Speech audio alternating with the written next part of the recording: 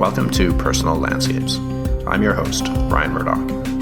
You can find links for today's episode and other conversations on Books About Place at ryanmurdoch.com. Germany's post-war recovery was an economic miracle. It didn't just put the nightmare Nazi years behind it. The modern country rose from the ruins with astonishing speed, rebuilding shattered cities and transforming companies like Mercedes-Benz and Siemens into global titans. Germany was on the rise in a good way, and then it all started going wrong.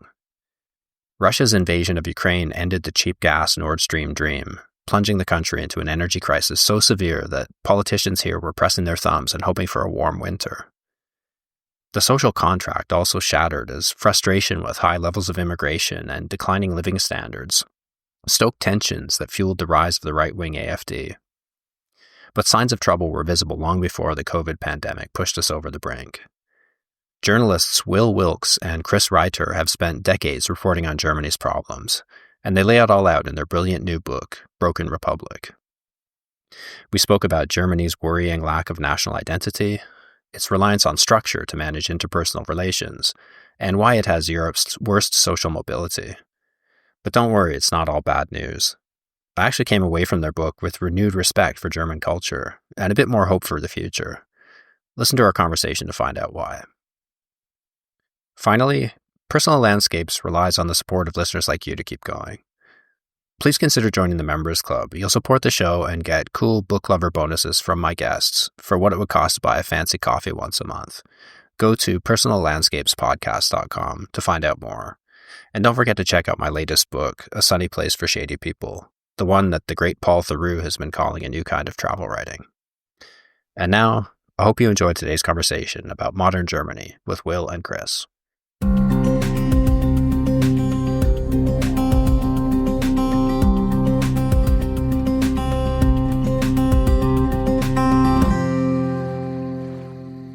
Most of this conversation will be about everything that's going wrong.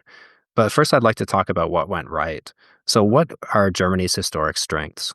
I think Germany's historic strengths are its geographical position in the center of Europe. And when they were finally able to lower kind of tariff barriers between all the individual states and get trade moving, then this modern nation grew up like quite quickly and was helped by kind of the dynamism of its people. I think it's very difficult to say that Germany's had an easy ride since its initial first unification. So it's obviously been kind of quite climatic and kind of cataclysmic at times history for the country. But obviously, yeah, like you said, had a very rapid industrialization and catch up, and a lot of that rested on kind of as we write, we have a section in this on the book about kind of the rise of Germany around coal, and that this rapidly industrializing country suddenly found itself with kind of energy resources that enabled it to grow quickly. And while it did have kind of got into some nasty bust-ups with neighbours like France, and then obviously the First World War, and then into that, young Germany, there was a lot that it had going for it in terms of growing like China now. I mean, I would just like add to that is that like one of the like counterintuitive is like I think one of the strengths of Germany is actually the Weimar Republic, like because it came out of World War II sort of economically decimated, and the political reaction was actually quite positive and inspirational and aspirational, like in terms of the ambition that the Weimar Republic had. It offered voting rights to women. It was very creative. It was a very open society. And that's kind of that ambition and that openness, which is kind of, if you living in Germany today, you don't really see that so much. It's a very closed society, very sort of stuck in its ways, in a different way, and so that's I think like sort of that's like was a true German manifestation of the ambition at the time, and obviously like that. So that's one of the things that like people usually like think of the Weimar Republic as like sort of a warning sign, like, oh, we don't want to go back to the Weimar Republic. But it was actually like that was a reaction to imperialism, the First World War, Germany's defeat, and it was a very positive reaction. So that's what I think. That's one of the things that Germany did really well back in the day, 100 years ago. It obviously went really badly, but it doesn't mean that that it's sort of, that the Nazi Germany that, is always the warning signal, and that the Weimar Republic wasn't necessarily a precursor for it, but it ended up being that way because like this society wasn't quite sort of like as far along. But I think that's like sort of, to me, like one of the strengths, and shows kind of where there is an ethos within Germany that at least at the time was willing to experiment and like try new things, and like had had like real kind of ambition and vision once upon a time. Yeah, that's one of the things that really stuck out for me from the book too. Like that period, how inventive it was, how creative it was. This is the period that gave us these well-engineered industrial goods, and vocational training is quite famous here. The diesel engine, culture as well, writing, this vast flowering of stuff that you don't associate that with the country today. Today Yeah. seems Yeah. very stagnant. Because like in the Weimar Republic, you had Bertolt Brecht, you had like the Fritz Lang and movies, so like culturally, like it was a dynamo in the scientific achievements and like the thrills of speed that the Weimar Republic, like Ferdinand Porsche was like, obviously like then switched sides to the Nazis, but we'll talk about that later. But there was definitely a lot of inventiveness in Germany at that time. So. Yeah, and now you see much more pervasive kind of risk aversion. People don't want to stick their neck out, try new things. Like everything has fallen into a kind of thing where people try to protect their position if they have one, and both like across the country. I think not just like both in business and economics, but also in culture stuff. It's kind of gives an impression now of being quite stale and kind of stayed in many areas, and people are not willing to take risks. Yeah, so that's what I want to get to from that vibrant period to what you just described, where we find ourselves now. And you say that the root causes of Germany's current crisis are misunderstood. This is not a cyclical hiccup. There's a fundamental weakness in the idea of Germany itself. So let's start with national identity. One of the key observations you make in the book is how little there is holding the country together. Yeah. I mean, I think, so like essentially Germany coming out of World War II, like, I mean, it was effectively like forced into like the Western system. I mean, this was West Germany, and East Germany was forced into a different system. And so like the West German like identity is effectively the dominant identity in Germany, even though there's a lot of these conflicts between East and West. So like the foundational ideas, like it was never really denazified entirely. So it was like the people went from, Nazi functionaries in a lot of cases, or not Nazi backers and supporters, to, just Western, they just went into business. But so you had like that.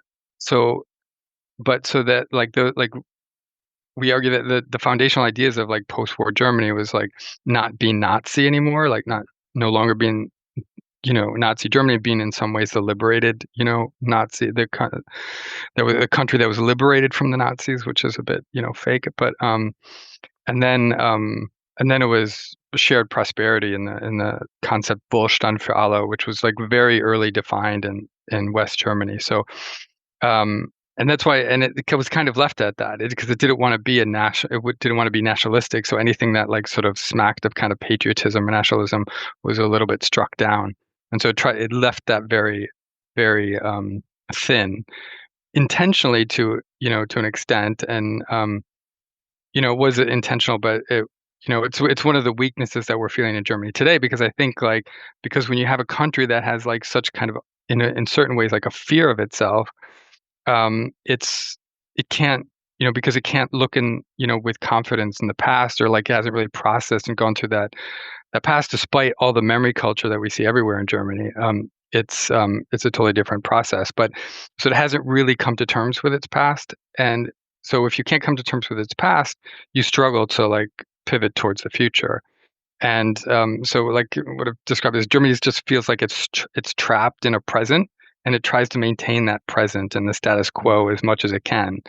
and and that worked for a long period of time, but it's like that's like crumbling around it now, and that's sort of why like it has to do with like not wanting to change for so long and sticking to what it thinks it knows and what it thinks it is or what it feels comfortable in, just is not working anymore. So that's where Germany finds itself, and that's why like sort of the purpose of the book is kind of go through these the problems Germany faces in as much detail as like people can handle, and like try to draw connections to them. And the idea that Germany like can't afford, there's no reason for Germany to try to like maintain and defend its status quo because that's gone. And so Germany needs to look towards the future, but it doesn't also have to be so afraid of the future as it often is. So you've said that Germany hardly qualifies as a modern nation. It's more of a joint economic area. And you can see the problems with that right now when everything is based on social cohesion comes in the form of government cash, and the cash is drying up pretty badly now. So yeah, and that's why. So, sorry, I'll let you talk too. But sort of like that's why the inequality issue that is kind of really sort of becoming unavoidable in Germany, or like impossible to ignore, is like undermines the very idea of society itself. Like, it's written into the German constitution that the country's supposed to honor like the dignity, the Würde, as mentioned, like the dignity of people. So there's supposed to be the ability to, pursue your own identity and your own personality, freie Entfaltung der Persönlichkeit. And then there's also a social state. So the state is supposed to back there and provide for like basic needs for the people. And that which was, the shared prosperity idea, and the fact that that is like falling apart, and that people don't have that sense that they're well taken care of, or they don't have the prospects of that. But that's why like inequality is such like it gnaws at the very foundation of what Germany is, and more so than ways, say, like maybe in the UK or the US, where the US is like a pioneer country. You're supposed to, and the UK has a monarchy. There's supposed to be class differences. It's accepted. The US is supposed to be a meritocracy. So it's okay to like be, like filthy rich, and and if you're poor and you live in a trailer, like that's okay, that's tolerated. Germany, it's supposed to be a little bit more even, and because that doesn't work anymore, it's like the ripple effects just feel country kind of goes out of kilter, I think. And to add to that, while these things are all already bad, and I think one of the points of writing the book and what another thing that we wanted to say is actually, as bad as things are now, we're also on the cusp of quite a dangerous moment where over the coming years, these things, in terms of the social state and welfare, are going to be really like torn apart by much worsening demographics. There's a kind of the dependency ratio of kind of how many young people are working for every old people is going to worsen significantly. And Germany, with these unresolved issues about identity, is now going to go through some difficult years where, the optimistic side is there are choices and options, but they always create winners and losers. And I think this is a very kind of concerning thing, that we are going to go into a period of where there's winners and losers, and whether there'll be, unfortunately, a lot of people who lose out, and how. But there's not much holding the country together, and there's no one really trying to pull it together and offer a kind of an alternative vision and a reset of the kind of German dream, you might call it. Because I think one of the things, like when we talk to Germans about the idea, like it's like Germans don't see that lack of identity, so much. Like, when you question like this idea that Germany is really a modern nation, it kind of just, they don't see it. Like they're like, well, of course Germany is a nation. We've been around for 1,000 years. We're 1,000-year folk and stuff like that. And it's like no, not really. I mean, like Germany always was. It's like, what is Germany? It's like a language group, and a lot of these German nations were fighting against one another for years and years and years, and it was only like through it was like a younger nation actually than the US, in that it was only like, unified in 1871. after a war with the French that got like, the Bavarians and the Baden-Württemberg and all these duchies together, like, okay, we'll join together. And then so, it's like, so that concept of like national unity was never really built into the German system before. And by the time, before it even got that far, it's sort of, so that concept, like it's something that Germans don't necessarily see, and they only associate like a German national identity with National Socialism, and that's problematic. That it's kind of that Germans don't see that. It's like they kind of miss that argument that. Well, that's why it's so useful to be an outsider, I think, in tackling some of these topics, because you've lived here for such a long time, and you see things that to somebody, it was the same for me in Malta. I was asked to write about a column there because as somebody who lived there for a long time, I kind of got the place, but I could see it with the eyes of an outsider. So I could see that the things that people accepted as normal were profoundly weird there. And they wanted me to write about why that is or how that is. So language is a really interesting idea. It's, as you say, that this was drawn together from lots of different duchies and principalities and different groupings, but language is something that kind of glued things together as a source of unity. And you say that it's stronger here than it is in other places, that Germans cherish their mother tongue in a way that Americans can't understand. Yeah, well, I mean, you see that when in the integration debate, that it's like so much is focused around learning the German language, and it's kind of like a stick approach to learning the German language. Like people are coming here and like, you must speak German and you must learn der die das, and and all the different tenses, and you have to throw the verb at the end of the sentence because that's it's so it's not really so I think that's why like integration is sort of like really complicated, because you feel like you're forced into learning the language, not because you want to learn the language, because it helps you like communicate and get involved, but because you have to. And I think like that because and that's like stems from this idea that because without the language, like what does hold Germany together? And it's also honestly there's like that, as people living in, as foreigners living in Germany, you there's always a bit of arrogance about the language, and they always like hold it over you, so as long as they maintain like the sanctity of the German language, they always have an advantage over everybody else that lives here, is like, to be frankly about it. And so I think it's there's a bit of chauvinism in the language itself, instead of like, how do we find ways to make the language more accessible or more positive. Honestly, like if I'm going to be like totally sort of radical about it, that you could have like a simplified form of German, like it would be possible. But of course, like because German, like there's there's a structure that this organization that like monitors the German language, and it's a political entity itself, and there's like lobby groups, the Verein Deutsche Sprache, that like has like wants to kind of maintain a purified form of German, and not allow English terms into German, and the gender, and of because the German language is so has like a lot of genders, and like if you talk about colleagues in the plural, and it's like, are you talking about just female colleagues? And I mean, what it's like, that it's like it ends up, everything becomes very political. So that's why, but it's like that's kind of what sort of is such a core. It's one of the few things that actually ties the country together and tries like the natives, like the Bio-Deutsche, like together in a way, and gives them like a more of a unity, like compared to sort of foreigners, Zugezogen and stuff.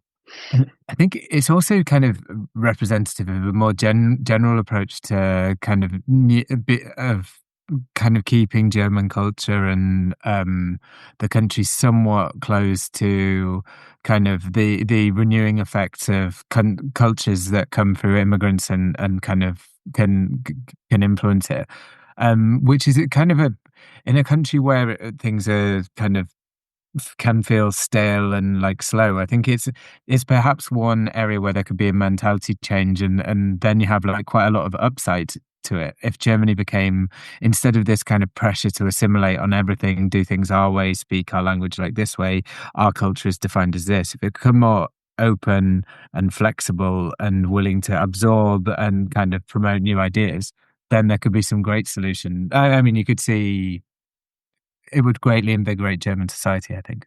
Yeah, the idea that language kind of filters up and grows and evolves rather than being managed from above in obscure meetings. Yeah. Yeah, There's yeah. a bit more aliveness to it. It's also one of the things I found really interesting. You say that the language has subtle divisions baked in. I found that really fascinating. Could you explain Yeah. how "sie" and "du" divides people? The language Yeah. itself divides people? Yeah. Yeah. Because I mean, it's like, because so there's a personal form of you when you would address people, like in your friends, the "du," and then there's the "sie," which you would use for everybody else. And um, so it's not like the only language that has like formal and impersonal or personal and formal versions of like second person address. But because of like that, there's little other aspects to bridge Germany together, that this difference. So like what it does is kind of like there's like, so in Germany when you kind of make a friend with somebody, and then there's like this little ceremony that's made, like, so you would like, then I would introduce myself and I'd be like hi Ryan, you can call me Du, like my name is Chris, as if you didn't know. And then you'd say, hi, and you respond and it's like, oh, that's great, I'm Ryan, and there's this little like formality. And so when you're in this like do circle, it's like a rather like homogenous kind of circle that people probably like think the same things because you're from the same social class. So, and I think that, and you see that a lot in German where they assume their viewpoint is a universal viewpoint because probably every in their bubble, in their do bubble, has that viewpoint. And I think that sort of, so, and because the Z is used so often, and it's as like, so for a bus driver, for a person at the bakery, for a judge, for like if Friedrich Merz was in this, we would call, we would use Z with him, but it would also be the cleaning person that you have like a casual conversation with. So like, and because of that, so there's just this, like, there's the universe of Z, and then there's the small kind of community of do. And it creates these, like, so German society is itself not like, it's like there's these bubbles that don't necessarily interact with one another. And so it creates this artificial sense of when people are in their do bubble that they think that's universal, that they think that's what Germany is, but there's like lots of other do bubbles that are totally different and have totally different viewpoints. And so, and because there's not a lot of ways and avenues for people to interact and cross those bubbles. Like there's not, if you live in Germany, there's not a lot of shared experience that people have in Germany. Like, so there's not, national holidays is like, there's, it's like October 3rd, the national holiday celebrates reunification, which is sort of complicated and problematic, and celebrates the signing of a document rather than the fall of the Berlin Wall, which, like in Germany, happened the same day as the Kristallnacht pogrom against the Jews. So, dates are complicated in Germany. But so, like, because there's not these other avenues to get people to interact with one another, it makes I think it reinforces these sort of like echo chambers that people live in. And so it makes it more difficult for like a national identity to form. So that's one of the things. So it's why we like make that point that language is part of the sort of the automatic divisions in the country, because they don't cross over. So there was something, yeah. So yeah, like I think that's like it's a point, and I think it's also a point that Germans don't see, like that, of how complicated the society is structured, and that the very basis of language like contributes to divisions within society. Yeah, it seems very difficult to breach that distance. Like it's a way of keeping people at a distance and a way of Yeah. formalizing the structures around you, but it seems very difficult to move from one circle to the other. Yeah. Yeah. So it is like, and if you're a foreigner, and it's like, if you're meeting people and then you don't, it's like that whole kind of division of when you cross that line from Z to Zoo and do, and how like, how to create those connections. And then once you're in those like connections, like how do you spread out beyond that? And so they end up being sort of these kind of, like I said, like sort of these isolated little kind of echo chambers and bubbles that, and that's just the way Germans live with one another. And because there's little other avenues of shared experience. I mean, if I can just like sort of as an American, I just think it's like, it's very easy. There's like, I mean, the US is like nation building Weltmeister, like it's so there's always like ways to interact and feel American, that like overlays over like whatever personal identity that people have. Like examples like, so it's like Thanksgiving is like kind of a made up holiday, and it was like, but so people can do whatever they want, but they just do something on Thanksgiving. And so like one of the examples that we kind of propose, since we're at this time of like Spargelzeit, the asparagus time, is like that could be like a German Thanksgiving, if it's like a little bit more, pushed a little bit more, and like sort of get people to interact with one another and share some kind of like shared experience of being German, that's not like, sort of heavy handed with like October 3rd or some like this, or like Liberation Day, and, where like it's like Nazi references and things like that, but actually something's positive and fun, so that doesn't really happen a lot in Germany, to like cross over, find ways and traditions and methods that like cross over, like that like bridge these bubbles that exist, in any case. I'd be in favor of that Spargelzeit, making that something, but it's got to include like pumpkin pie. I think they could vastly improve it if they brought in pumpkin pie. Yeah, I mean, yeah, that's experimentation. That would be great, like a spargle pie or something like that. Like, The ice cream's like good. Have you had the pie. ice cream? I haven't. I've heard of it, but yeah, It's good. exactly. You got to go. Yeah, like there's Spargle. I've seen like Spargle doner kebab. Like yeah. I don't know about that, but Yeah, experimentation. I mean, but yeah, like Germany can do a lot more with that, and that's why I think like, just like providing a platform that's like have a little fun with it. yeah. So you did say that there are a few traditions or customs that cut across religious or ethnic or socioeconomic boundaries here. Because I mean, you think of football as well, but how universal is that here? I mean, that's common to other places as well. Football is kind of reasonably and kind of universal, and a lot of obviously Germans are interested in football. I think like anywhere, like the club, anywhere in Europe, some of the club level stuff can actually be quite like divisive.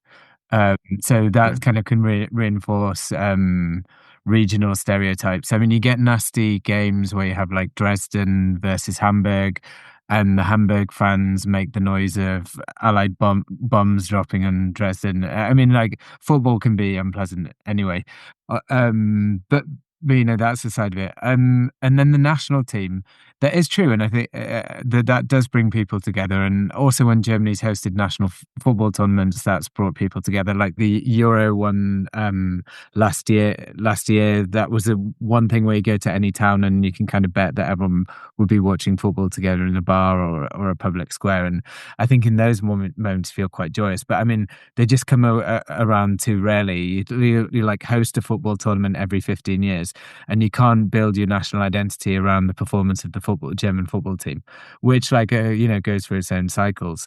And that does seem to be a bit, people who try and devise a kind of civic national identity, or attempts to do that so far, have kind of focused a bit on 2006, when you had kind of like Die Welt als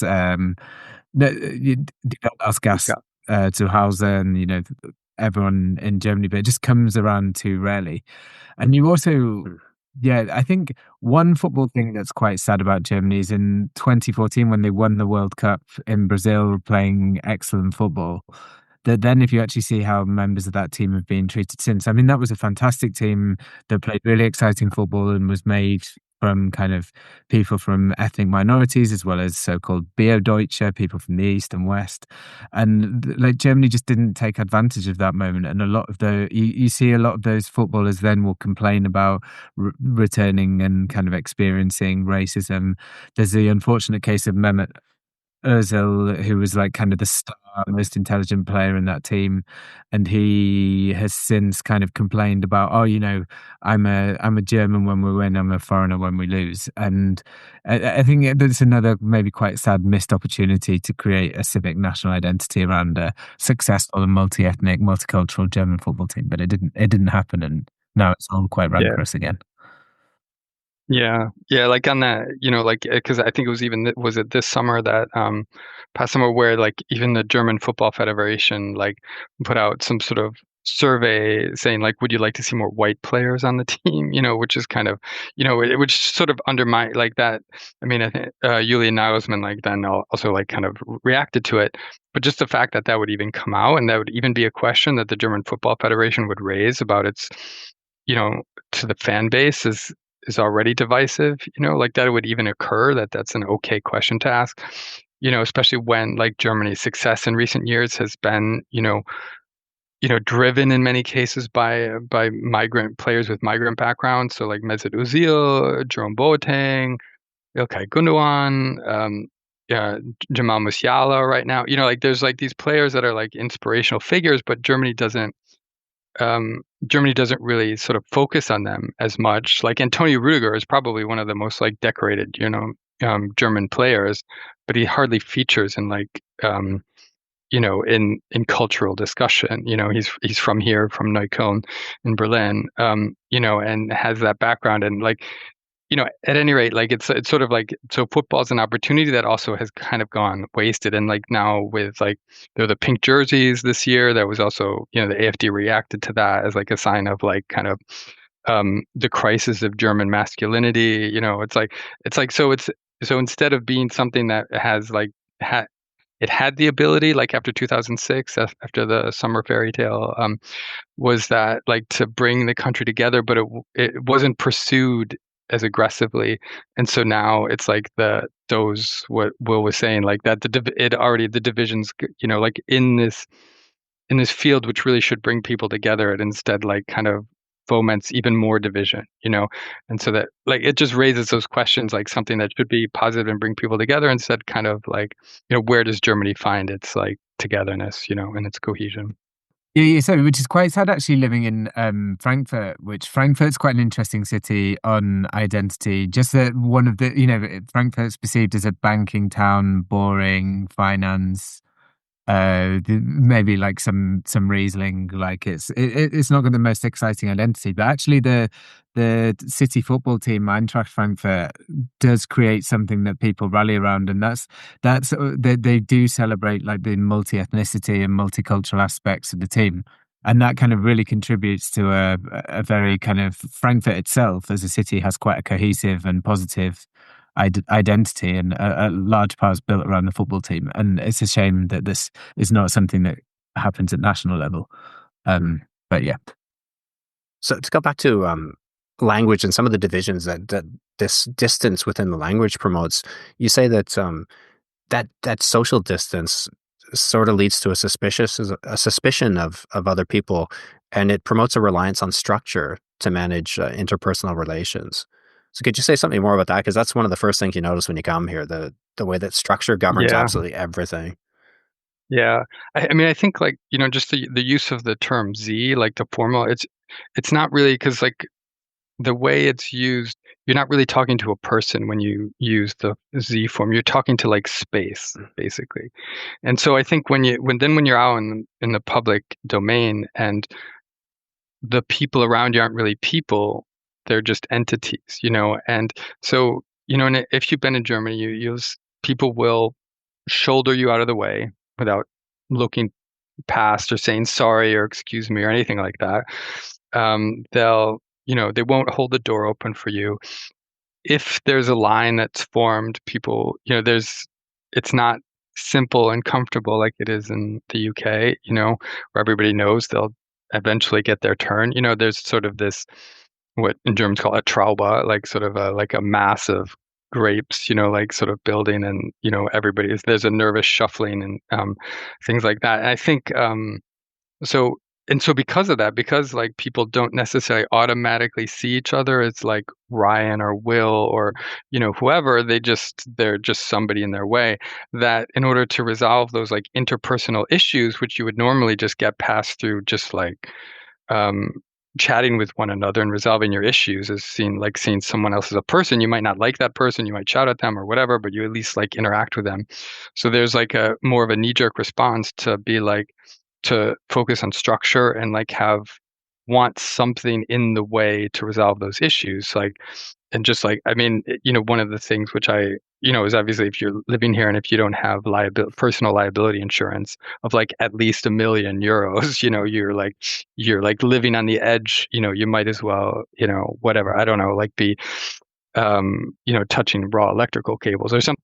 The usage of Sorry, this I just, this liability insurance is funny as well. Like, so say you invite me over for a dinner party, you guys, and I have too much to drink, and I start ranting, and I begin smashing all the dishes. So my personal liability insurance is supposed to protect you from my bad behavior. exactly. Yeah. Why can't I just say, Yeah. "Oh shit, man, I'm really sorry. Yeah. I got off the I, handle I, last s- night. I, Here's I 20 fucked bucks up. for that plate." Yeah. Yeah, no, but then yeah, so what you do, you'd file a claim instead of like working it out amongst each other and be, apologize like, hey, like let me help you clean up, like let me help, let me replace those glasses or whatever. You would instead file a claim to the insurance company and expect them to take care of it. I think one thing as well, I mean, you talked about an incident between friends, but this can contribute really this insurance thing and the fact that personal liability insurance in public, it can contribute to a really nasty atmosphere, I find. I have a friend who just this weekend I was with him and there was a big bicycle race in Frankfurt and a lot of people had these really expensive racing bikes out and his daughter kind of brushed past one of these expensive racing bikes that wasn't secured and crashed down. And there's this like kind of the man came outside and there was this level of aggression to my friend in front of his child because and it just makes you it makes me it's the kind of thing that you see too often in public, this kind of like you've made it all abstract. There's kind of a structural rule doing it, and then the kind of human element gets lost, and it just seems so completely unnecessary. And you might sound like quite an esoteric or minor thing, but I do think it's another thing that contributes to like a kind of unpleasant, sometimes and aggressive and too formal like public life, which is it's not like GDP or quality of living thing, but it is something still tangible that kind of Germany gets a bit wrong. And I think Germans themselves, when they've lived abroad, can kind of notice that there's something wrong in this, or there's something unpleasant and too rigid and too aggressive in the public sphere here that you don't see there. And that's why, as people, you notice, especially with Germans who become Anglophiles, they go over to the United Kingdom and say it's quite kind of refreshing how gentle people are. And I think that some of these structures contribute to kind of that behavior. You really see that when people go on vacation too, right? Like if you bump into a group of Germans on vacation and people are really laid back and drinking a lot and doing all the stuff they wouldn't really want to do here. It's like you let loose from these rule structures all of a sudden and just transform into somebody different. Yeah, I've indeed. Yeah, I've noticed that as well. I think that's completely. I've often thought too that this insane amount of and variety of insurance for absolutely everything, that it reflects kind of a desire for predictability or certainty in an Yeah. uncertain world. Is there anything to Yeah. that?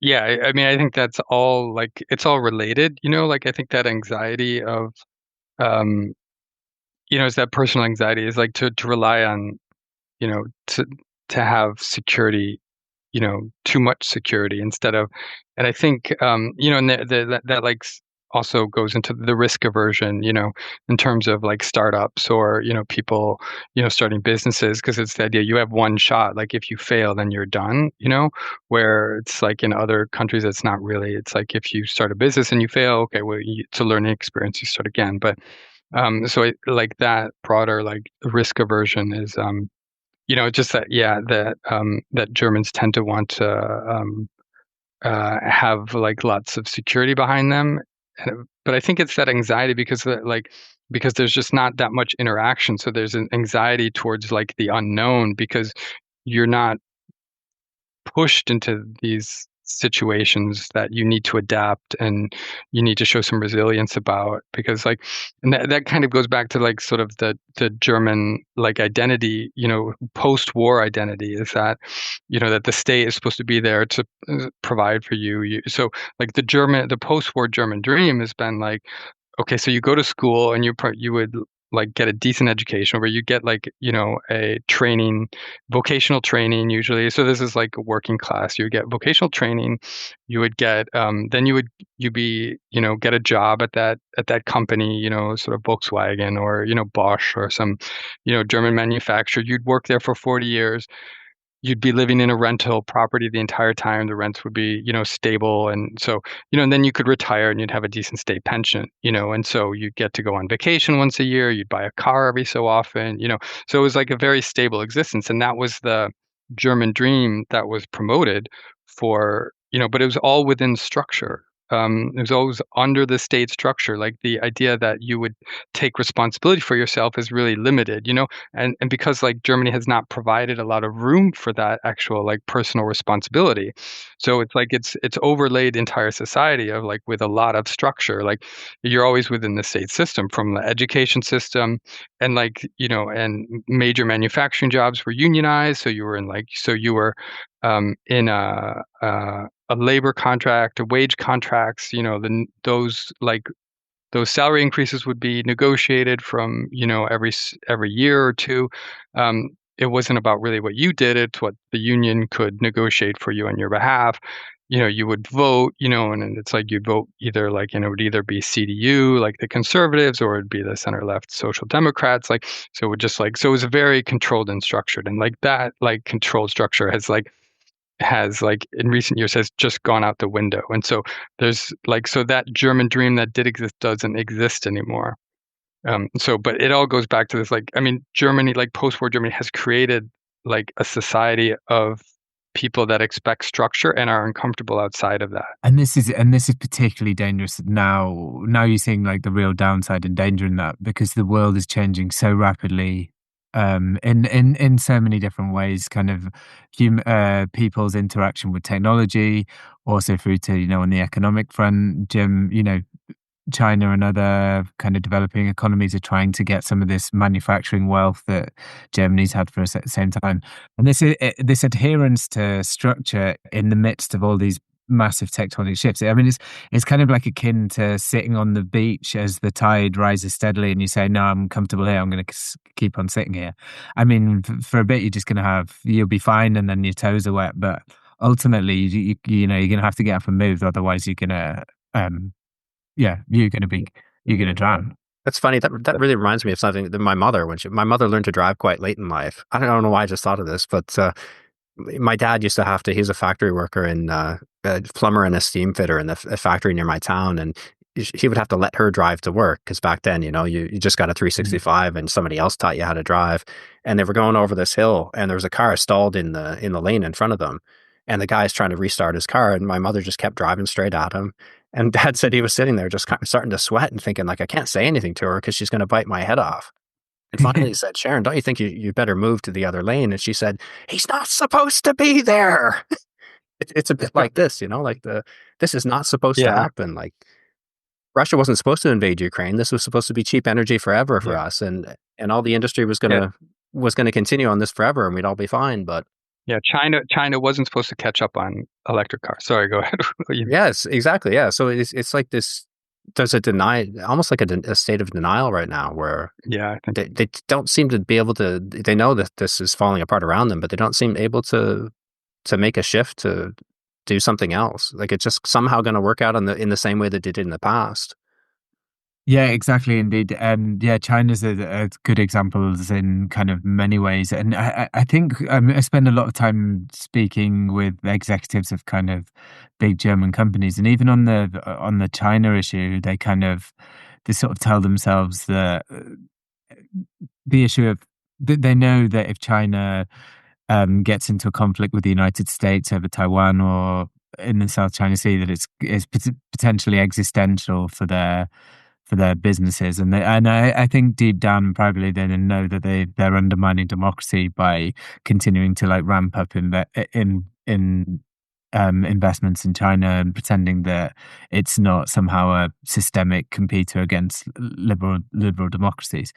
But yeah, they just keep on doing it. It's kind of, it comes across as like an adherence to structure, a naivety, and kind of almost like a refusal to think flexibly and engage with the world as how it is, instead of how you would like it to be and what's the best way for it to be for your business. But like on that, sorry, just like on that, like, so Germans talk a lot about like German Tugenden, like German virtues that they think are kind of like unique to German culture, like diligence or efficiency. We kind of have a whole chapter about like undermining sort of German sort of self-mythologizing about themselves. And so the risk is that when if you think Germany as a nation is sort of unique, and you think that these virtues are somehow like built into the DNA of Germany, then you don't think you have to change, and that's kind of the risk that Germany has. And the risk at the moment is that, like not all countries have kind of certain aspects of these traits and, more or less. And, the problem, the most like German trait right now is kind of a unwillingness to change because they think that the way they've done it for the last 80 years has served them so well, so they don't need to change again. And, kind of like for us, again, the point of the book is a bit to show it's like, the last 80 years are not all of Germany. And, there was the Nazi period, obviously, but before that, there was the Weimar Republic, which was a really lot about dynamism and change, and so that there's German examples there's evidence from German history that there was a different kind of Germany that did exist and is possible again if Germany can kind of like shift and stop thinking of itself as in this rigid kind of um, sort of closed system sort of way, and get out of its own way. It can do a lot. So that's sort of like that. Well, it makes sense that people would want to cling to this structure because it really did work remarkably well. I mean, the prosperity that was built based on that model is astonishing. It's the powerhouse of Europe, but it's soon not to be anymore, I think. And you said the energy crisis is a good example of this. You said we ended up here in part because Germany prioritizes economic expediency over long-term resilience. That's why it remains easy to get in bed with Russia or China and stay there. Yeah, that's indeed correct. I think partly what happened in that wasn't kind of always true through the history of the Federal Republic, but I think for the last 20 or 30 years, it's been the issue partly that's gone on with energy is they decided that, we want to conserve this big manufacturing sector. And for that, you need abundant and cheap energy. And so they kind of, to maintain that, it required deals with Russia. And I think you got like had quite a groupthink of business and unions and the state together. And no one was really asking the questions about, well, should we be trying to keep maintaining this economic model because it's worked in the past, and perhaps we need to be, no one was saying we need to be more daring and shift to another kind of economy or move to a kind of manufacturing system where we're not quite as dependent on imported energy. But no, I think they clung to the structure and the system that had worked in the past, and that in the end, as the US had cheap energy, as Asia had access to cheap energy, that required Germany to find its own source of cheap energy. And they did it in a mercantilist way that kind of anyone that warned that, Russia doesn't just think in a mercantilist way. It has broader geostrategic ambitions, and they were warned by the Poles and they were warned by the Dutch and the Swedes, but they didn't. They kind of ignored it all the way through. Yeah. And I was actually quite interestingly recently listening to a big, I won't name him, but a big German foreign affairs thinker who was kind of referring to what the Poles were saying about the Russians. Like he conceded that the Poles had been warning for a while that you need to be careful with Russia and stuff. And then he said, when we asked them about it, they would say, oh well, that's just what they're like. And then he said, and then he kind of had the arrogance to say, oh, well, they were right in the end, but they can't have been right for that reason. We must ask ourselves why the Poles were right, but their rationale for thinking it was wrong. And it was kind of went back to this, the Poles had been on this, and sometimes they, you can have an instinctive sense of things, and no, yeah. But so like that idea of like German, kind of arrogance comes down to like that.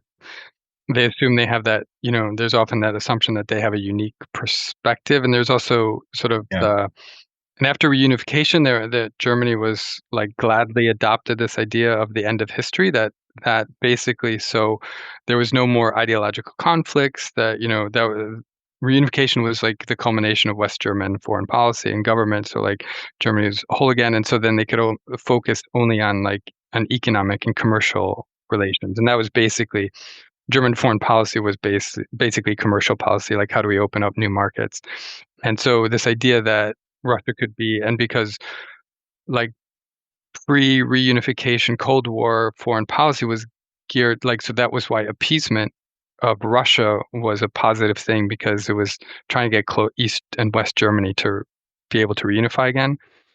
And so, but then after reunification, it was no longer about appeasement and sort of achieving this like kind of foreign policy like reunification goal. It was just pure like commercialism, but it was justified. And this is like what Germany does a lot. It rationalizes unpleasant decisions, and the mantra was like Wandel durch Handel, like so change through trade, was that so they could do like dirty deals with Russia, with autocrats, with China, and they could, because basically in China, like they've allowed Volkswagen and BMW and Mercedes and BASF and like to sort of do carbon copies of themselves, and sometimes bigger than what actually exists here in Germany, without any sort of repercussions, because it's supposed to be, the commercial interests are supposed to be so dominant that they would never risk that commercial like relationship for geostrategic aims. And that's kind of what we argue, is but that's a German mentality, like, because that's all that's sort of left because there's no goal for like Germany except sort of commercial interests.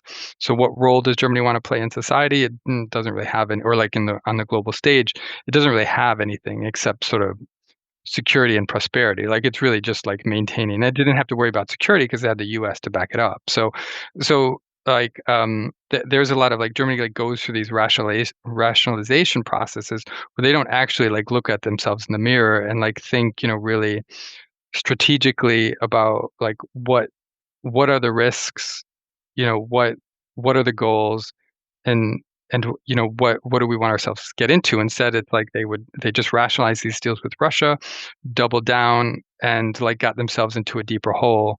And that's what happened in energy, was that okay, so they're closing coal. Merkel made this emotional decision like to close nuclear, so they had two energy sources that were like going, that were like being phased out at the same time. So you go like, instead of building up renewables and like making the grid a bit like, going into that, the only domestic sort of source of energy you could have is like wind and is basically wind, and solar. Going into that, like they instead just like, oh, we'll just build another pipeline to Russia, like, because that's easier and cheaper. And it's like, and then they'll rationalize that decision. And that kind of happens a lot. And it's like, whereas decisions are made and they just like, continue to plow ahead and don't, and just dismiss the risks involved because they think they have sort of this unique view into, because it serves their interest. There's a lot of like just rationalizing of what's self-serving interests. So when mercantilism becomes the overriding objective, you get into a situation where you say Germany's political class sees its role as protecting economic actors rather than holding them to account. So the government almost becomes a tool of business. Here, Yeah. Foreign policy is geared towards promoting German business. Yeah. You definitely saw that during the. I mean, there's lots of prominent examples recently, but the diesel crisis was quite a bad example of that. Like Volkswagen had been criminal, had installed that cheat device on millions of cars, led to the excess deaths due to air pollution, and the German government just kind of formed rings around it to kind of protect it. And again, I think you get into there's a dangerous position Germany can get into where you have like alignment of the mainstream parties, unions, and business, and it just becomes a bit like a giant business association with a flag and a national anthem, and and it's quite dangerous. Wirecard would be another example. Deutsche Bank got into a lot of scandals and troubles. I mean, there's quite a lot of examples of corporate nefariousness. But one thing to add to it, I mean, that's the fault of elites. But I think one other troubling thing here is you don't see people get too angry about it. And you don't see kind of like German people also need to take ownership of their democracy and what happens with these big businesses as well. And you don't see these kind of things. There's not really been like a major public kind of lash out or kind of reckoning for Schroeder. You don't see demands for him to perhaps be kind of like put on trial or even investigations into how he reached those decisions. But I think there's no demand for this from voters, and I think that's something that's maybe under discussed in Germany. Like people are very passive about these things that the state does, and That's really interesting. Why do you think that is? Because you see people, the amount of protests in Berlin on any average weekend are amazing. They protest for lots of other issues, but why do you think issues like that, like economic issues or economic fuckery, those kind of scandals, just kind of gets a free pass? Why don't people get upset about that? Yeah, I don't like. Do you have a explanation? I don't have a good one. I mean, but I do think I think it's complicated, like the Wirecard issue. I remember we were talking about that, like that, because Schultz was involved in the Wirecard issue, like before he was elected, and I think, well, and Cumex, right, and like the Cumex is like wide scale, like tax, evasion effectively by the elite, and I think there is still, I think Germany is still quite a hierarchical society, and that there's assumption that that sort of the working class or like that the elite will do what's best for the world. I mean, there's still this assumption that, like, I think in the US, I think there's like, coming from the US where there's like, and I mean, I don't think the US civil society is super active or anything like that, as you see with Trump right now, because everybody's worrying about how they survive on their own. And it's very atomized, but there is like, but the attitude towards the US is that anything the government does must be by definition stupid and wasteful. And, that's why like Musk can get away with it. People are like, yeah, there's so much waste, like just, yeah, cut, like slash and burn. Whereas in Germany, I think like the attitude is that the state is there as a protector more so. So I think the state gets a lot of times a free pass in a lot of things, and they assume that there's less. I mean, there's lots of protests, but and there's this is like an active civil society. So I don't want to write off like German civil society, but in terms of like economic stuff, there is sort of like this, um, so for instance, in Berlin, like there's a referendum to buy out large landlords. As like the assumption is that if the state owns the apartments, they'll be a more benevolent landlord than a private company. Maybe, but like in the US, you would never get that kind of assumption. And that's not going to create any more like housing supply if you spend hundreds of millions buying apartments that already exist, and it just changes who you pay your rent check to, so that's not really going to make people's lives better, but it maybe feels good for that moment. And I think there's that's kind of the fault of the left a little bit, that there's sort of not really kind of the economic understanding, maybe that supply and demand is still an issue, even if like that it's not about the ownership. But I do think there's a bit of the hierarchical kind of structure of German society, and the assumption that the state and the elites are like working in their interests. And they don't question some of these decisions as much as maybe where in the US there's just a natural assumption that, I mean, the government is corrupt, and these days that's like seems pretty much true.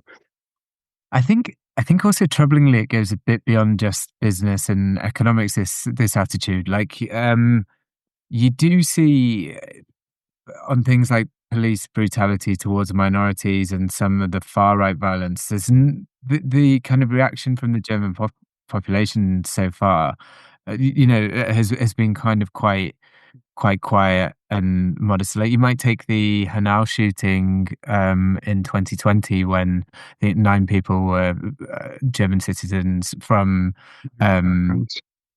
from migrant backgrounds were shot when they were doing the incredibly integrated thing of watching the Champions League game in a bar.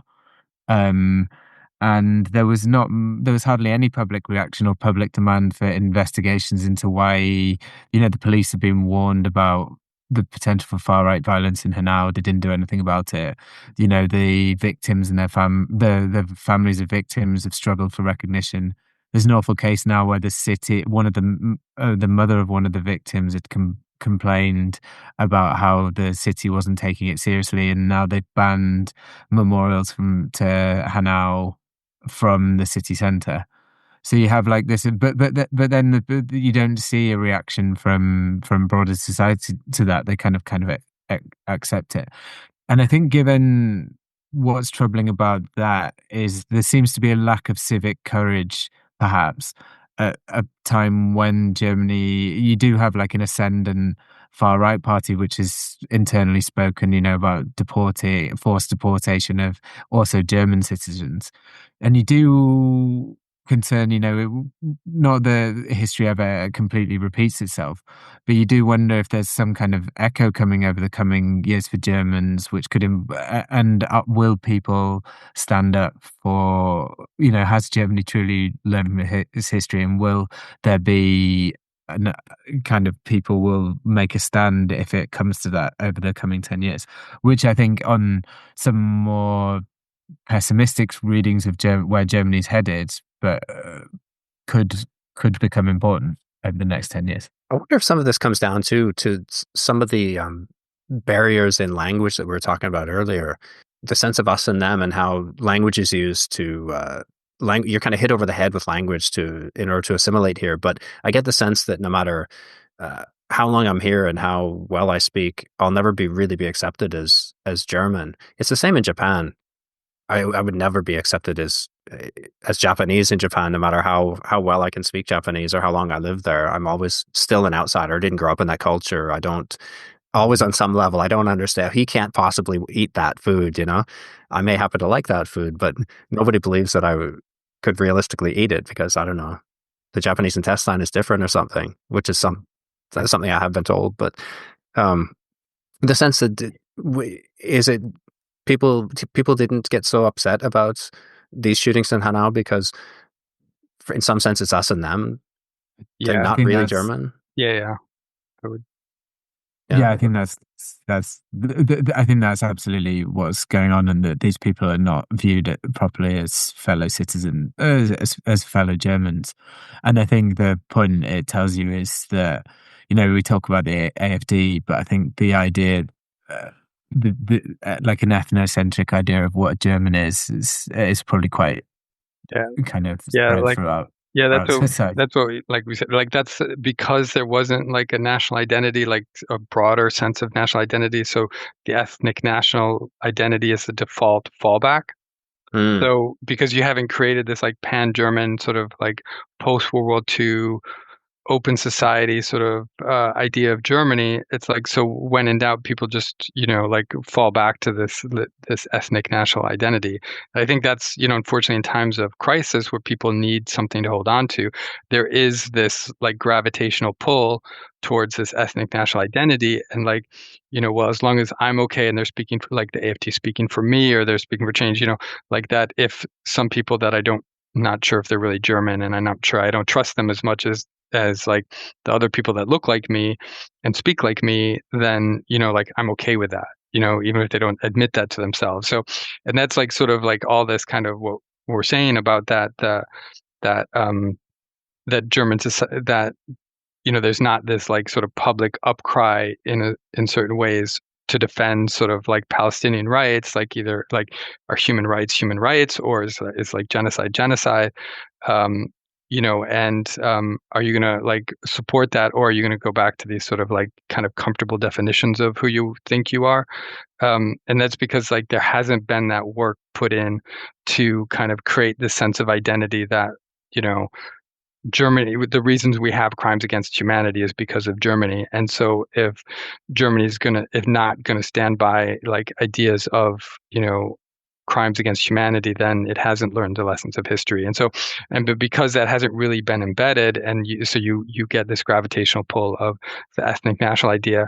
And so people are really not that bothered by, like, so the NSU murders were like sort of flippantly dismissed as like doner kebab murders. They just assumed it was like sort of, Turkish migrant mafia, like, killing each other. And so they didn't really worry about it until found out, okay, it was actually like a bigger issue, but so I think like that, like kind of all that stuff, like sort of this like sort of passive acceptance of discrimination within society, and these like is part of like the identity problem. Yeah, you really get the sense that this hazily defined identity, all these issues are kind of coming to a head under that now, because it wasn't wasn't well thought out, or doesn't really exist as such. And then you also see the structure itself coming under strain. Like you talked about the elites looking out for the working class. Um, Germany has the worst social mobility in Europe, and so Yeah. there's how do you so like you can see this. I see this here in life in Berlin. It's really hard to get ahead here. Like Yeah. life in Berlin is really good if you're just scraping by. There's structures to like the KSK for health insurance, affordable health insurance for artists or writers and things like that. But uh, it changes a lot once you suddenly, if you start earning a better salary, suddenly you're working harder than ever, but making just as little as you were before because of the tax burden. So like, how do you get from here to there, from Yeah. scraping by to say 100K a year? The barriers just seem insurmountable to that.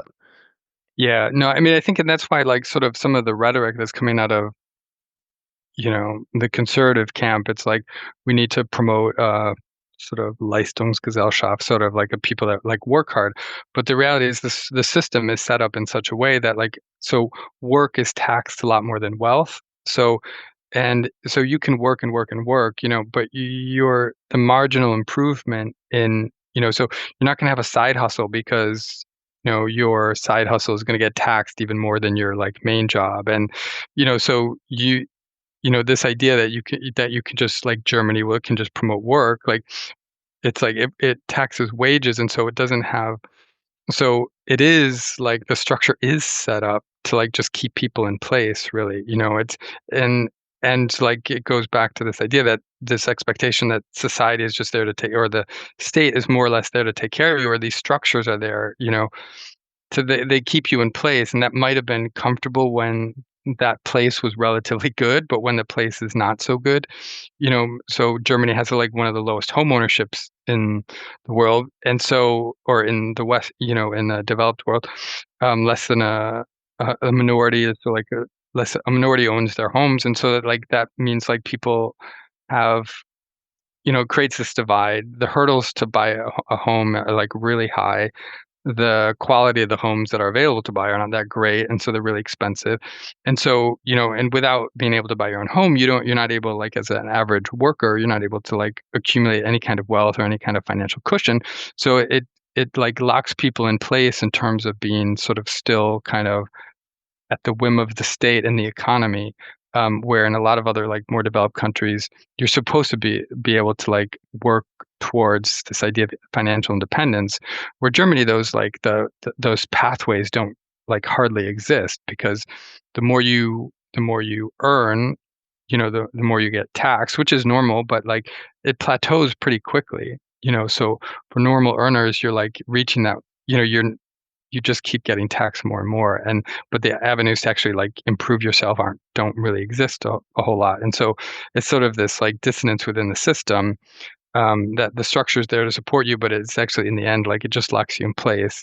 And so, but the state's not really there to like protect you. You don't feel that protection, so it's more anxiety, and that's like creating this atmosphere of fear, and anxiety that you can kind of feel all over the Yeah, place. for sure. Yeah. Well, the dividing line between living in an apartment at a stable price and total penury is very thin. Yeah, yeah, Because, as you say, if you're a lifelong renter, like most people here, you don't really own anything, a bit of savings in the bank, yeah, which most of which is being spent on insurance anyway, like right. three kinds of insurance. So none of those are going to help you when it all comes down. Yeah. I think, and this is another example of a kind of a crack that was papered over for a long time and has now just become unignorable.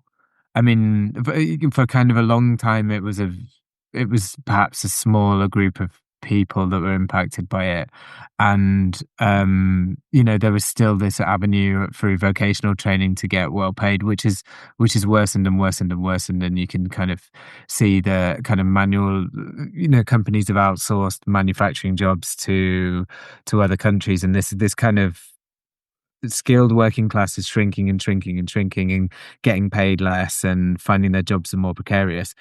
And now it's getting to a point where I think these kind of relative inequalities are so stark that it's really undermining faith in the entire, unfortunately, and this is not something I share as an Anglophone person, whereas I think our approach to the way we think of a about democracy is much deeper. But I think in Germany, it's not just discrediting the political class. If you look at surveys on attitudes to democracy, I think it's slightly over half of people now think that democracy itself is not working, which is like a bad, like a very bad place to be in. Yeah. And a lot, partly to do that with that is inequality. I mean, and talking about those big sweepy abstract ideas about democracy, but I think if you talk to people on low incomes who are just scraping by now, you can really sense the perception of this is not a fair system anymore.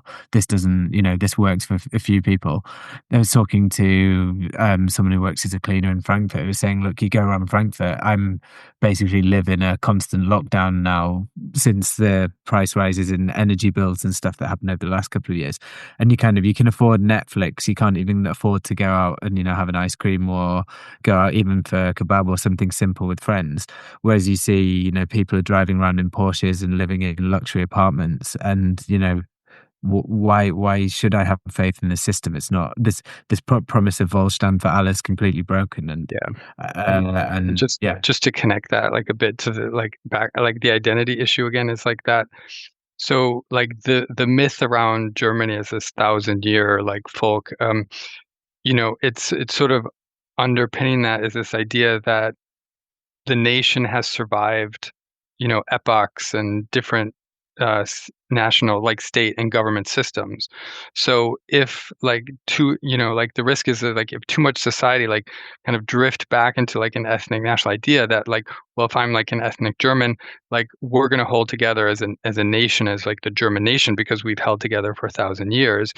And that means I don't really have a lot of if the democratic system, the post-war democratic system isn't working for me, it's I'm not worried about that because I belong to the German folk, and we'll survive. We'll have a different system that will replace it. And that's why the authoritarian tendencies of the AfD or other even farther right parties, it doesn't have that scare factor that maybe what the drift into fascism you think should have in a country that had suffered so much from it. So that's why these identity issues kind of start revolving around and create sort of maybe a dangerous pull, that because that iconography, that sort of that those ideas exist within Germany and have never really been totally discredited or entirely replaced or overlaid with a more robust civic concept that's embedded in sort of Western ideals. There is that alternative that exists within German culture. On a more positive note, just to add to that, though, the fact that this hasn't been done means that there is still, Germany has quite a blank canvas that it can fill in terms of civic national identity. There are also lots of people who are trying to, imagine another kind of German national identity, and whether it's art, from artists, filmmakers, through to also people who are Chris has met in Berlin people who are kind of adapting Maltaschen to a kind of a more kind of multicultural thing, and this is there's massive opportunity for Germany to open up its national identity to new interpretations. And it's perhaps one of the, people talk about Germany being stuck in a very difficult position now. There's lots and lots and lots of things, the fact that there's so much structure and things that haven't been changed for a long time means that the way out is kind of also fairly clear, and obviously you can kind of start being more flexible about about national identity, kind of trying to encourage and new ways for that to prosper. And there's kind of a lot of open road for Germany, as bad as the situation it is in at the moment. I'm going to ask you guys about solutions in a second, but first I wanted to mention two things that kind of prevent change. You've got a list of them in the books, but the two that really jump out at me: crippling levels of bureaucracy and the hesitation to embrace change.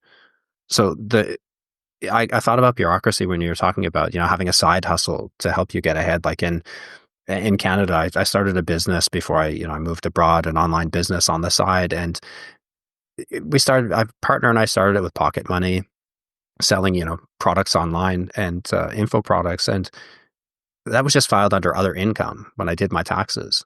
and I just keep putting it. I had to report it, but as long as I put it under other income, I was fine. And then when we proved the idea, when it got big enough that it seemed to be successful, then we could, formalize a business relationship and make it a proper business. But until then, there was lots of scope to try new things. But here, I get the sense that if I want to do something that's not freelancing, there's a category for that, and I have to file a whole separate set of books for that, and I get a separate tax number, and the barriers against that are just so insurmountable and so tedious and painful that just think, what the hell's the use? Yeah. And this kind of crippling bureaucracy, in the same way that rules govern everything here, from what you can throw out in the trash to when you can throw it out, this bureaucracy just seems to smother absolutely everything. Like, is there any hope for cutting through some of that?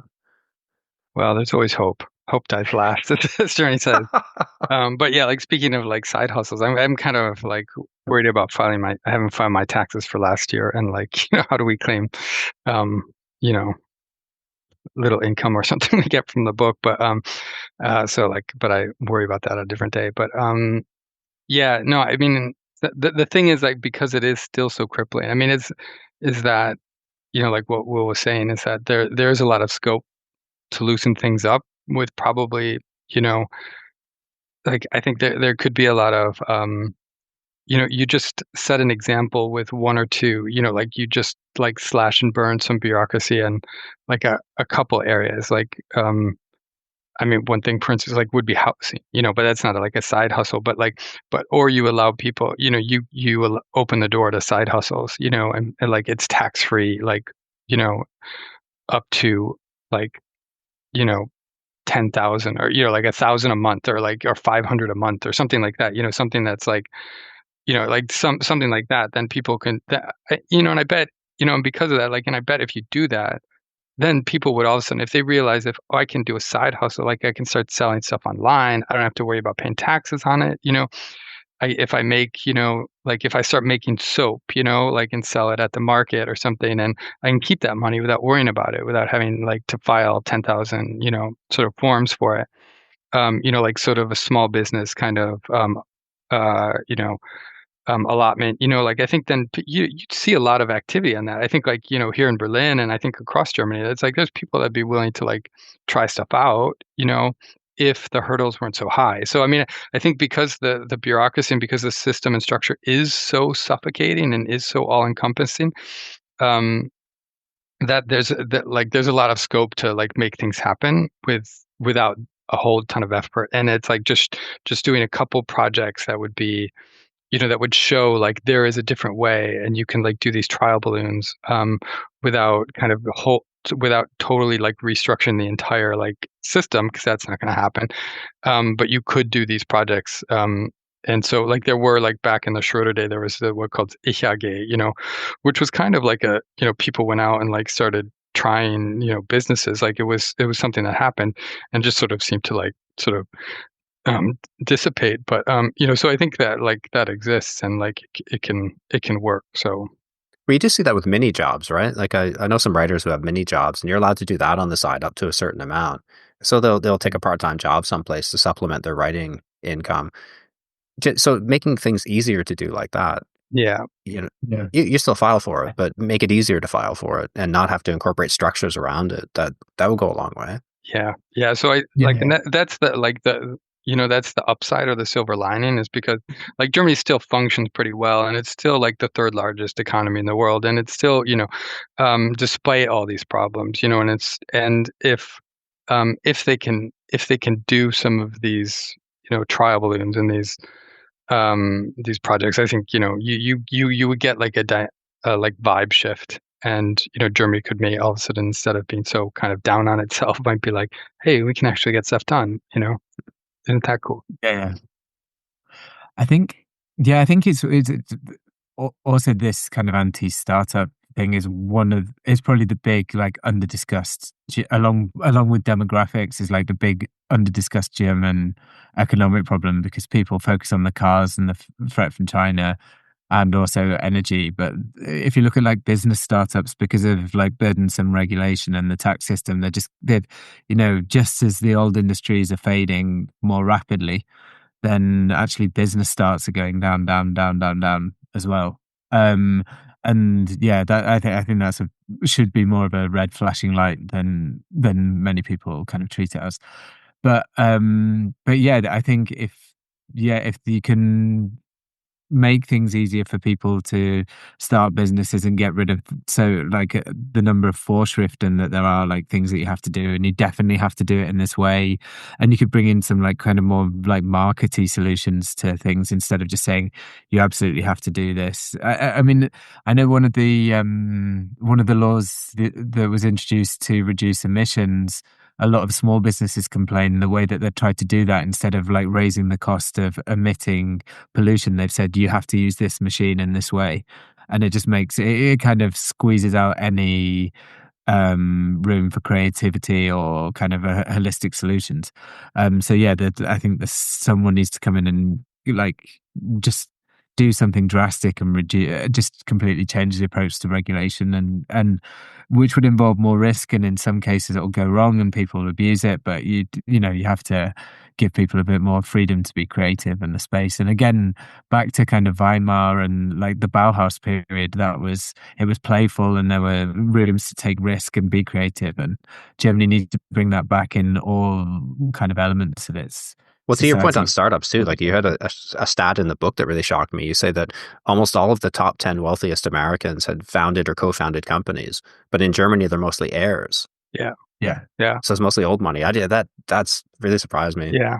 Yeah, I mean, I think that's one of the like also, like in Germany has this sort of fetish about the Mittelstand, like these family-owned companies, but in a lot of cases, those family-owned companies were the startups of the post-war reconstruction.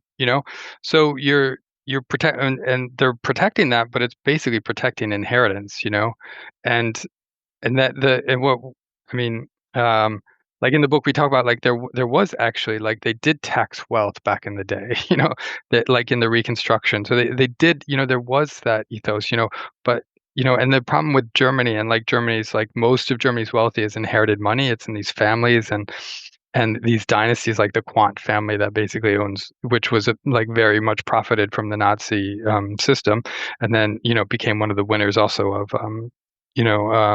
the Wirtschaftswunder, the economic reconstruction, and that it's just like it's protected money, and like they but for the most part, the quants are easy to identify because there's only a few of them, and it's like, but there's still like for a lot of cases like the big money is hidden. It's like these hidden billionaires or they're not very public, and so you don't know in the way like exactly what Elon Musk is doing, for better or worse. Zuckerberg, Bezos, you know what their policies are. They're in the public eye, but in Germany you don't really know what the elite and the wealthy think, what they want to do, like what are their positions on remigration, where really is their wealth being kept? How is it being moved around? You don't know a lot about them. And I think that like also, it's sort of just accepted in German society, like because they're sort of protected with this idea as, oh, well, there's so much jealousy in German society. So like it's used to sort of to protect the wealthy because, people are jealous of them. But the problem is there's maybe this, like I think that's a bit overblown in a sense, but it's also because they cordon themselves off from the rest of society as if they're not part of the regular German society, and so they don't come out in the public and like make it clear what they stand for. Where I think like if you're a billionaire, where there's like a couple hundred in Germany, I think you have like more of a public obligation to, you're the winners of society. You have like unbelievable influence, that other people don't have. That I think you have like more disclosure obligations than like, you or me would have. And so, but there is still like, because of Germany's hierarchical structure, there's like a little less attention and a little less demands on the elite to actually do something. But I think the amount of inherited wealth and the protection of inherited wealth is a huge problem, and it undermines that idea, the post-war idea of shared prosperity, because it's not shared in reality. I mean, it is the system is tilted in one direction, and it's not for like, the rank and file. The last barrier I want to mention, just very briefly, because it touched on some of the changes that you were saying are possible, is digitalization. And the hesitation to embrace change is particularly evident in the digital sphere.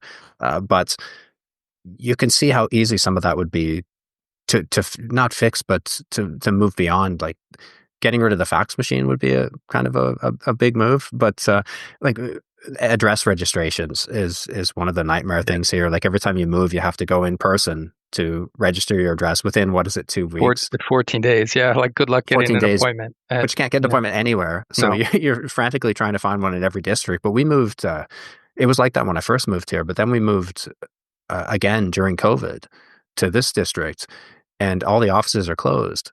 So you could, for once, for a very brief window during COVID, you could do this over email, and it worked. Yeah. Like I had to send an email to my local district office. They didn't answer it, of course. Like it was just shot into the dark, and I'm just hoping for the best. But sure enough, I got the new registration in the mail a few days later, and it all worked seamlessly. And then we went back to the old system. So, I mean, it is possible. It's been done in small ways like that for some of these barriers to ease. And it just that was compared to the first time I moved, what a breeze. Yeah, it's frustrating. Like I when I moved here, where like I live now, was a few years ago, and I couldn't get an appointment. I wasn't going to be worried about it. So when I finally got an appointment, I told the guy when I moved, and it was like a few months, like a couple months, and he was like say, I think maybe I saw him in September, and I was like, yeah, like when did you move in? I was like, oh, around April,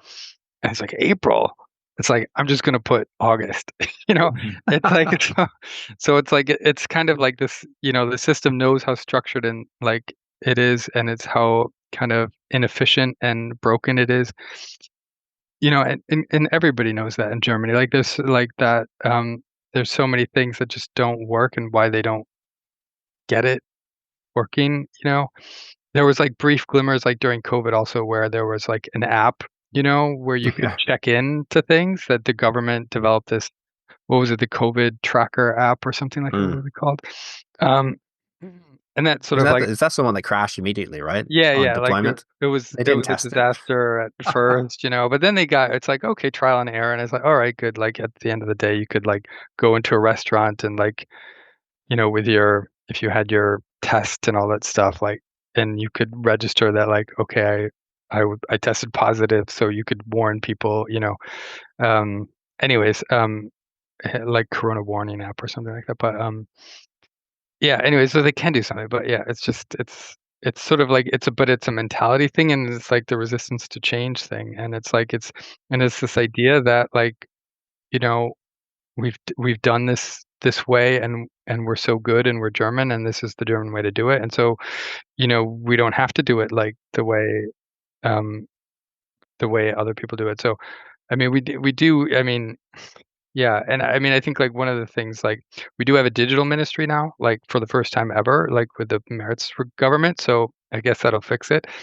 So we'll see what happens, but yeah, it's kind of like, I mean, ever since I've been in Germany, they've been talking about digitalization as like, like, yeah, we have to do this. This is a priority. But it's just been talk, and like one of the examples to me is that like, so when I was my son's like 14, so and when I was his age, I was in suburban Chicago, and we were learning, we did some programming, basic programming. I mean, nobody had a laptop, a home computer, mobile phones, the internet, it was like 40 years ago. So, and that's more than my son does now, so in that 40 years, like Germany has not caught up in his school, which is a good school in Berlin, to where my school was 40 years ago in suburban Chicago. So, and that's kind of different. So, how do you expect to catch up and develop these startups, and to develop like not just startups, just the skill set of programmers and, system administrators and all this stuff, if you don't kind of promote that learning at an early age, so it's so that's why it's like it's a struggle to say, like, like people say like these top down things that they want to say digitalization, but if you don't implement that, like, and and the only way you're going to get in there is if you get kids into that, like, already, like in the education system is kind of one of the like biggest tragedies in Germany right now, was supposed to be like one of like the world leading education systems, hasn't been for decades and is struggling to keep up with others, and so there's been plenty of opportunities for them to, like, the warning signals have been flashing red for a long time, and they still keep kicking the can down the road. So it's like one of those issues where, and now there's a digital ministry, and I'm sure it'll come up with like lots of reports on like things that could happen, and but if it's kind of like if you don't start like really with the kids, like, don't expect you know the burger amt to all of a sudden you know develop this great streamlined process. So we've talked about a lot of bad news, obviously, but Germany's past success does give some hope for the future, and that's one of the, I said to you guys earlier, that's one of the big takeaways from your book for me. Actually, funny enough, given the topic, I came away with a renewed respect for German culture, and I'm pretty pessimistic about the state of things here and everywhere else. But you reminded me that wasn't always like this, and we talked about this inventiveness and creativity that existed in the past. So as we close out here, I've already kept you guys here half the night.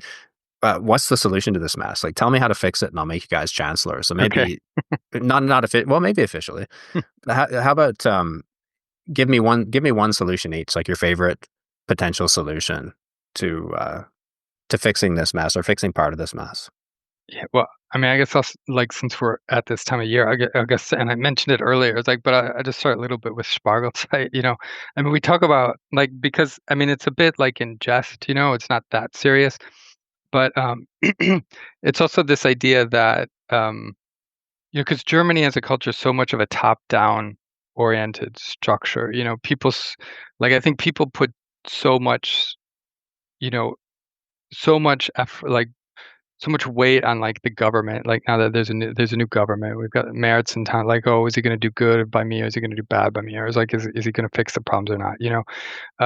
And less of that, of taking things into their own hands. And I think, like, with the idea of like Spargelzeit, is sort of the reason. Because it's everybody, so like everybody in Germany knows Spargelzeit, but it's not something that's really kind of like connects people. But there are like little ways, but there could be, and it's also something they don't have to wait for the government to do.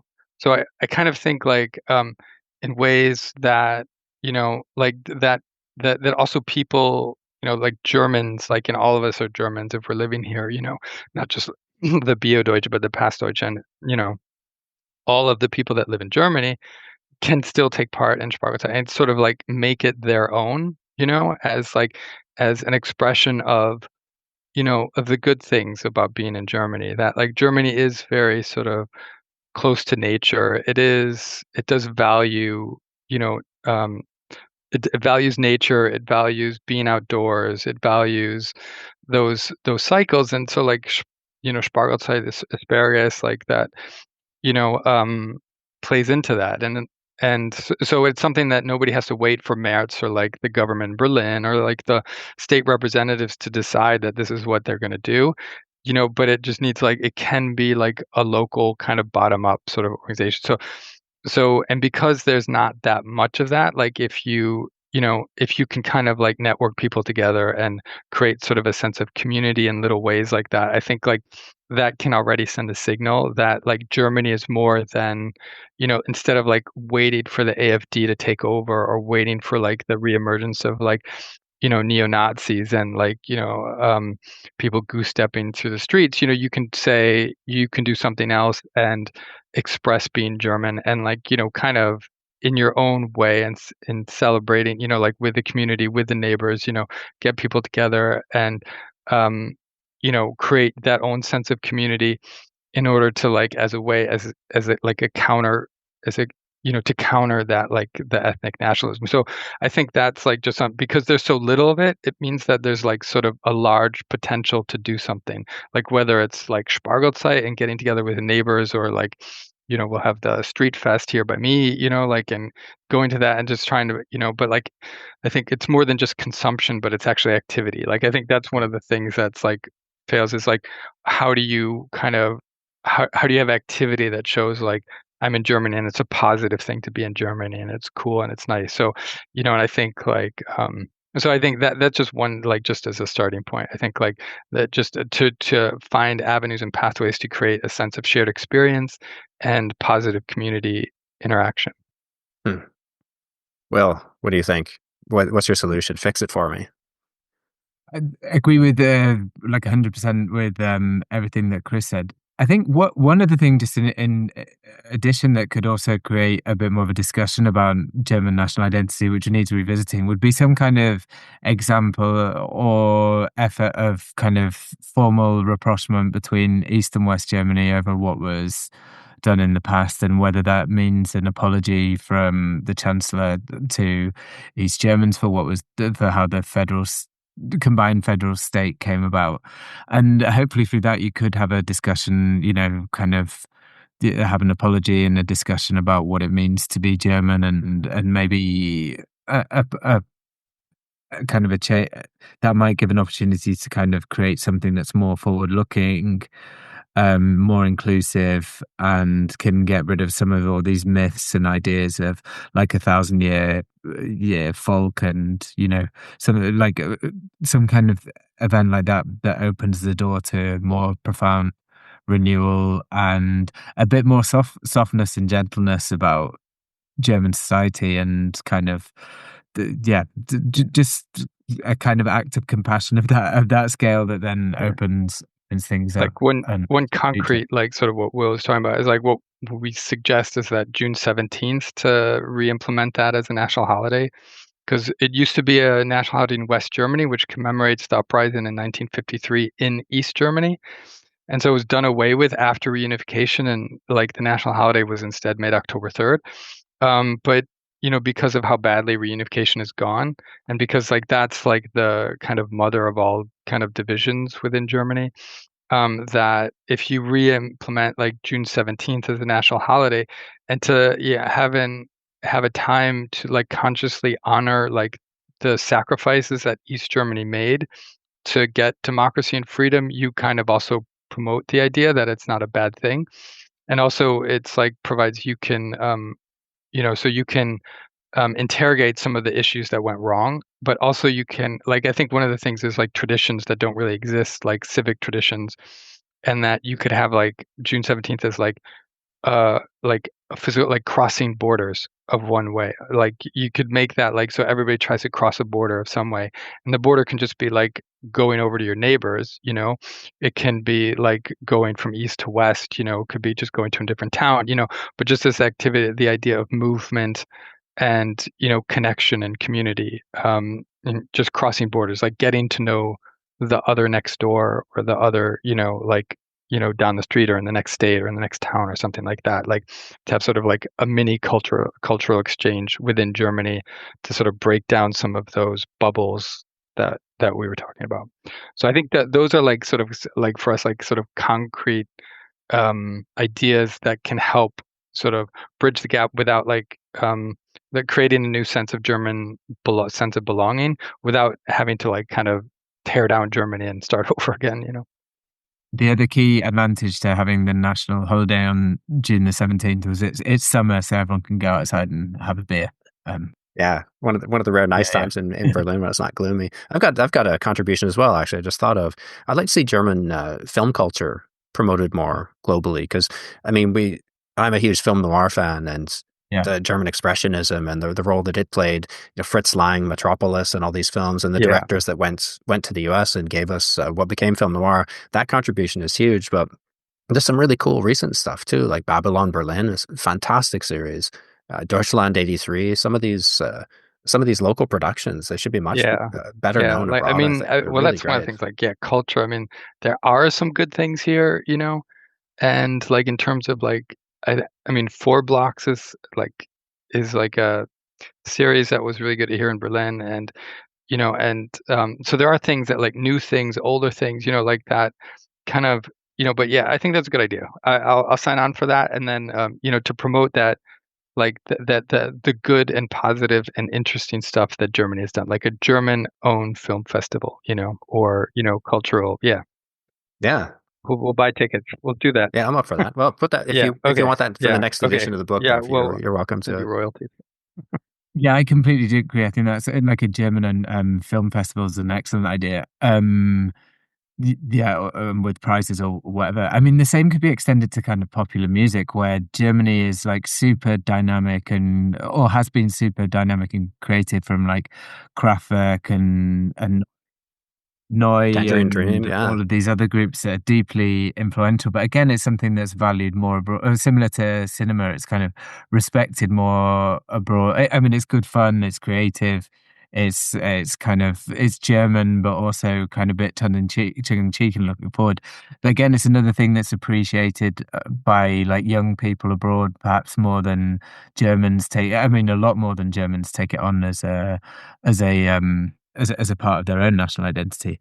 I mean, it's fascinating whenever you read like anything or listen in depth about anyone discussing Kraftwerk and how like appreciated and valued they are in countries like in places like Detroit and other stuff. It's like much more deeply valued than you'd be able to tell than in Germany, where it's kind of occasionally seen as a bit of a novelty thing by the people who keep the keys of what's culturally interesting about German music.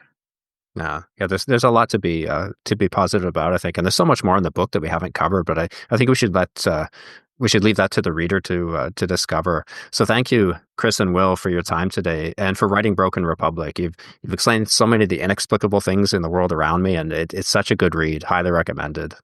Well, thank you very much. I appreciate that. We both do. Yeah, thank you, Ryan, and thank you very much for having us. I really enjoyed the discussion.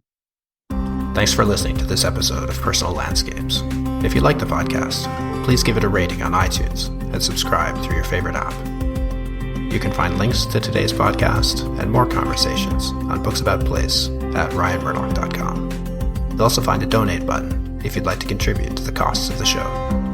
All donations are greatly appreciated.